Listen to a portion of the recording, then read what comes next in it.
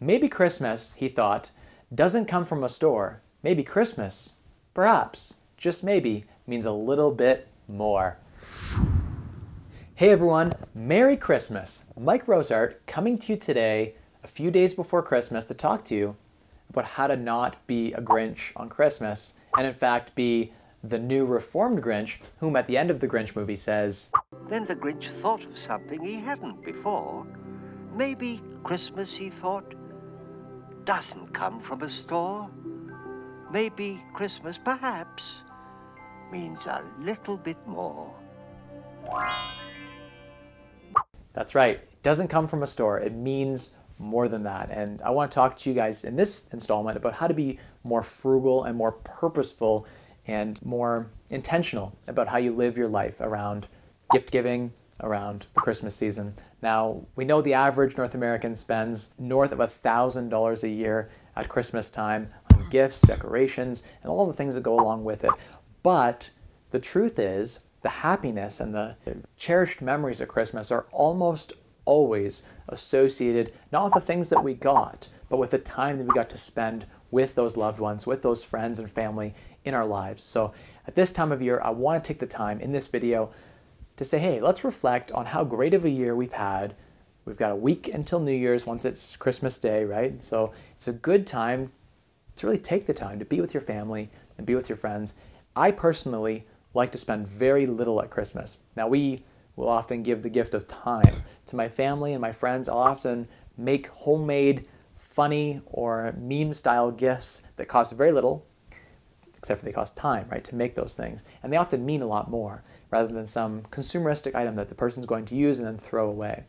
So we like to give the gift of cool, nifty kind of gifts that are very, very frugal, very low cost.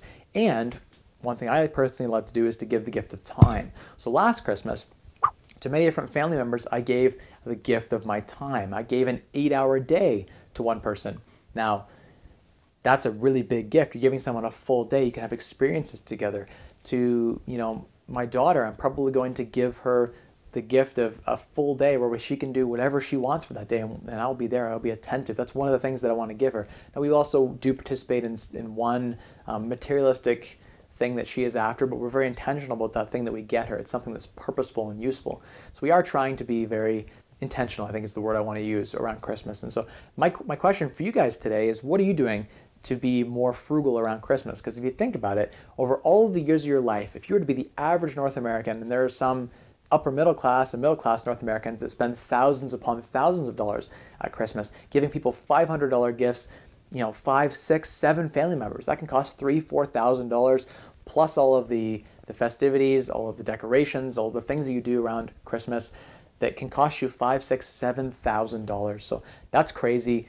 I think that if you compound that growth over a 25-year period and add up all of the Christmases plus growth at 7%, you would have your early retirement. You could retire today instead of giving gifts. People aren't going to remember gifts. They're going to remember the time they spent with you. And one thing I do for people who are more concerned about the materialistic stuff, maybe they don't have a lot, for my nieces and nephews, what I do is put money into an RESP on their behalf, a Registered Education Savings Plan. I give them the gift of $1,000 when they're 18, and they might be 1 year old now, and that might cost me $100, $150 today, but in 18 years I get to give them a gift of 10 times that amount because it's grown over the 18 years. Plus the government matches 25% of every contribution to a Registered Education Savings Plan. So get the government to give them a gift too by putting that money into something that's going to actually help them when they turn 18 and they go off to school, or they can use that money to buy their first property. So that's been a way that I've been very intentional about the gifts that I give, because I know that it's going to have a bigger impact on their overall life as opposed to some consumeristic material good that will have no real impact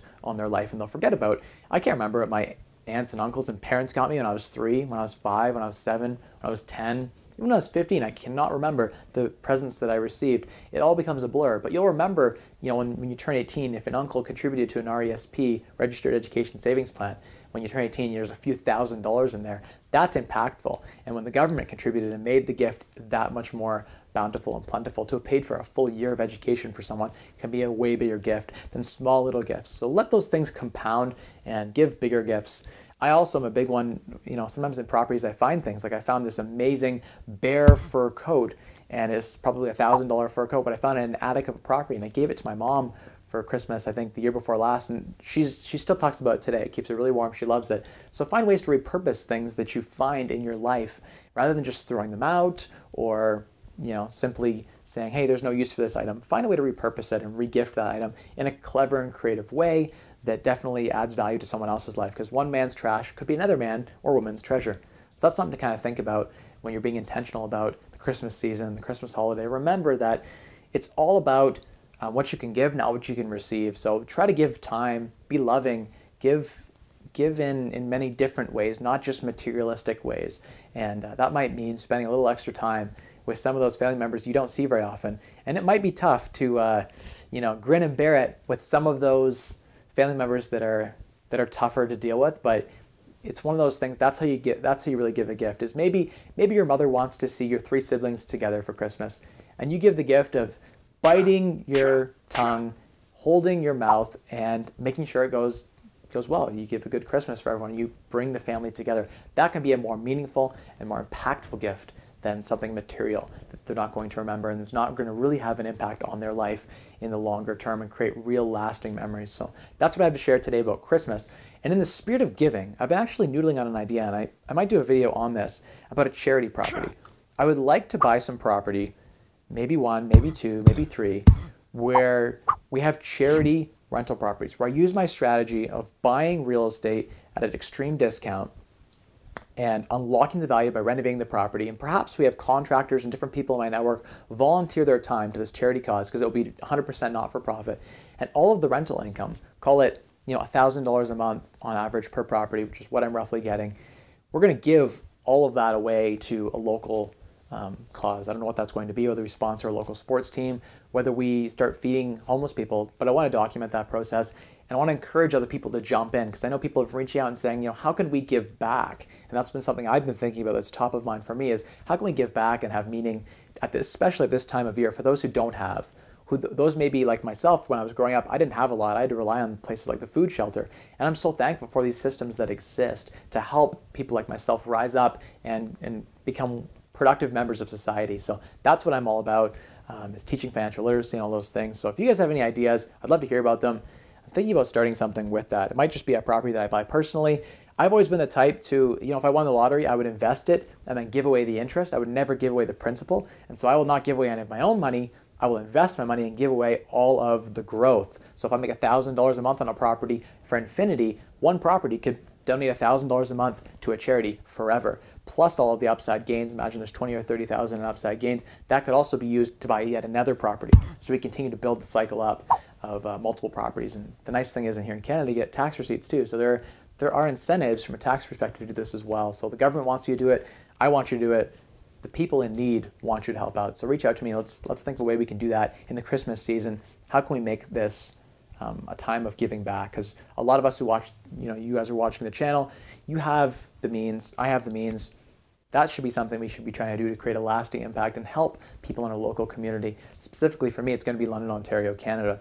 So thank you so much for watching, guys. This was a quick holiday special talking about how to not be a Grinch. And in some ways, you want to be a Grinch, right? You want to, at the end of the movie, he realizes that it's not about the materialistic stuff, that Christmas is about more than that. It's about love and friendship and family and time with those people and that quiet reflection and all the things that go along that are not materialistic in nature. And so that's what it's all about this Christmas season. And thank you so much for watching. Of course, I'm going to encourage you to unlock your own financial freedom so that you can then enjoy your life. And part of enjoying your life means giving back to people who are in times of need right now, right? At this time of year. And so, from myself personally, if I see someone stop me at, the grocery store this time of year, I'll go in with them and I'll buy them groceries. I won't hand them money, but I will go in and I will buy them food. That's something that I do that is a way of giving back. And I think, we should all look for ways to do that. It's good for everyone. It's good for us. And we try to do that from a lens or a perspective of spending less, earning more, and maximizing those returns. Because at the end of the day, that's what it's all about, is unlocking that financial freedom for yourself and then helping other people in need to get on get a more sure foot towards their path to financial freedom. So that's today's video. Spend less, earn more, and maximize returns to unlock wealth through you. Merry Christmas, everyone, in a couple of days. Thank you so much for watching. If you enjoyed this video, I'd love if you smash the like button, hit the share, and of course, jump in the comments. I love when people write in the comments, questions, comments, just, hey, thanks for making the video, stuff like that really helps keep me motivated to create this content. Because again, spent like $4,000 on this equipment and ad revenue is like nothing, a couple $100 in total since the beginning of this channel. So we're not making enough to even break even at this point. We would love to have you share that content, help other people, because this is my version of community service, is teaching you guys about real estate, personal finance, financial advice, and all the pieces that go along with unlocking a better you, a self-improved you that is better than the you yesterday, 1% at a time. So thank you so much for watching, and Merry Christmas. And if I don't see you before the new year, Happy New Year. Set your goals for 2019. You know I'm going to be setting goals, big goals. Bye-bye.